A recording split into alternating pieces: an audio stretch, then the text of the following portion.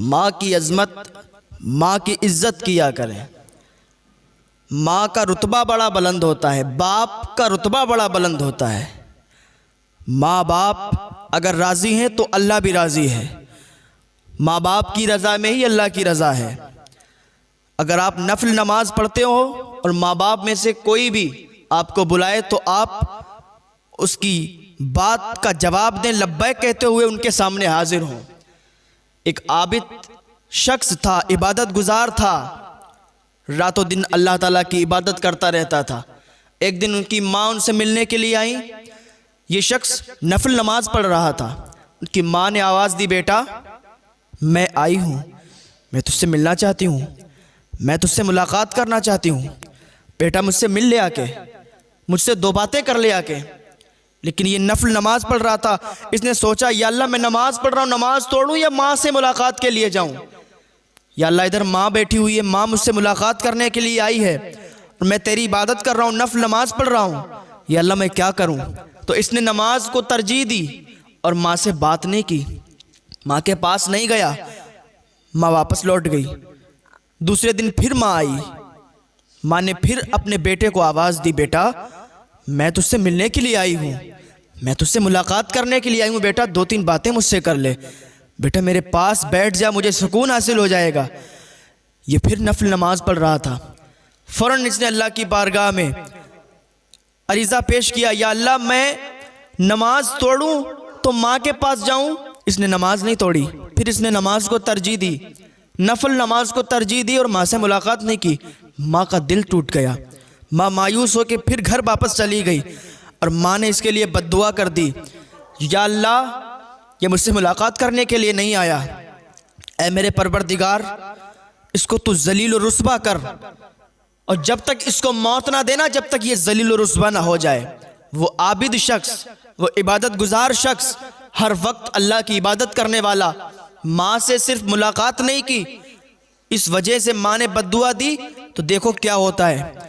एक दिन ये नमाज पढ़ रहा है और ये जहाँ पर नमाज पढ़ता था वहाँ पर एक चरवाहा था जो बकरियां चराता था और वहाँ पर आराम करने के लिए बैठ जाया करता था। तो वहाँ पर उस चरवाहे ने जिना किया और कुछ दिनों के बाद जिससे जिना किया था उसका बच्चा हुआ। जब वो बच्चा हुआ तो उसने तोहमत लगा दी कि इसी आबिद का ये बच्चा है। उस औरत ने भी तोहमत लगा दी ये आबिद का बच्चा है, क्योंकि इधर माँ ने बद्दुआ की थी तो जलील तो उसे होना था। उस आबिद शख्स पर जब तोहमत लगी तो लोग आ गए, अपने अपने हाथों में लाठी लेके लोग उसके दरवाजे पर आ गए जहाँ पर वो इबादत करता था अल्लाह ताला की। उसके इबादत खाने को तोड़ने लगे, उसको बुलाने लगे, बाहर निकल, तू आबिद की शक्ल में शैतान है, तूने एक लड़की से जिना किया और वो बच्चा पैदा हुआ तो तू मानने को भी तैयार नहीं है। लोग इसको बुरा भला कहने लगे, जलील कहने लगे, जलील करने लगे और लोगों ने इसके इबादत खाने को तोड़ना शुरू कर दिया। ये बाहर निकला, लोगों से लाख गुना कहता रहा कि मैंने ये नहीं किया है, मैं गुनाहगार नहीं हूँ, मैंने जिना नहीं किया, अल्लाह के वास्ते मेरी बात मान लो। लेकिन कौन मानता। उस आबिद इंसान ने सोचा अब क्या करें।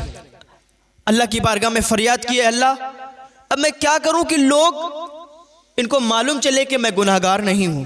उस आबिद इंसान ने क्या किया, वो उसी बच्चे के पास, अभी छोटा सा बच्चा है, वो उस बच्चे के पास गया और कहा, ए बच्चे तुझे हजरत मूसा अलैहिस्सलाम का वास्ता है, तू बोल और बता कि तू किसका बच्चा है, तू किसका बेटा है।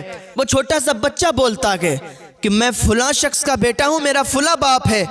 जब इतना उसने कहा ना तो मजमे से नारों की सदाएं बुलंद हो गईं और लोगों ने उससे माफ़ी तलब की और कहा, मैंने जो तुम्हारा घर, तुम्हारा इबादत खाना तोड़ा है, मैं उसको सही कर दूंगा, सोने चांदी का बनवा दूंगा।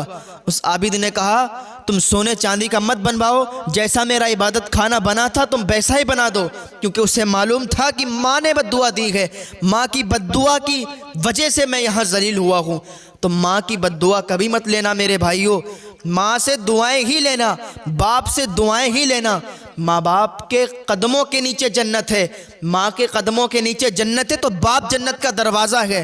अपने माँ बाप को समझो, जब ये दुनिया से चले जाते हैं तो रेशम के तकिए पर भी नींद नहीं आती है। माँ बाप की इज्जत करो, उनकी सेवा करो।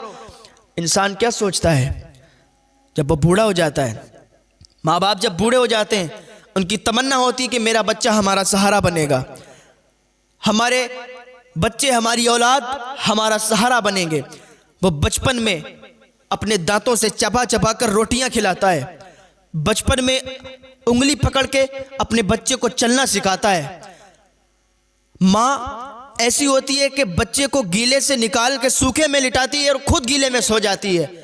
माँ की ममता तो ये होती है, माँ का प्यार तो इतना होता है, लेकिन बाकी बच्चा जब जवान हो जाता है तो कहता है तुमने मेरे लिए किया ही क्या है, तुमने क्या किया मेरे वास्ते, तुमने कुछ नहीं किया, तुम्हें कुछ करना नहीं आता, तुम्हें समाज के हिसाब से जीना नहीं आता, तुम कुछ नहीं जानते। अपने माँ बाप से कहते हैं कि तुम्हें क्या मालूम है दुनिया में आजकल हो क्या रहा है।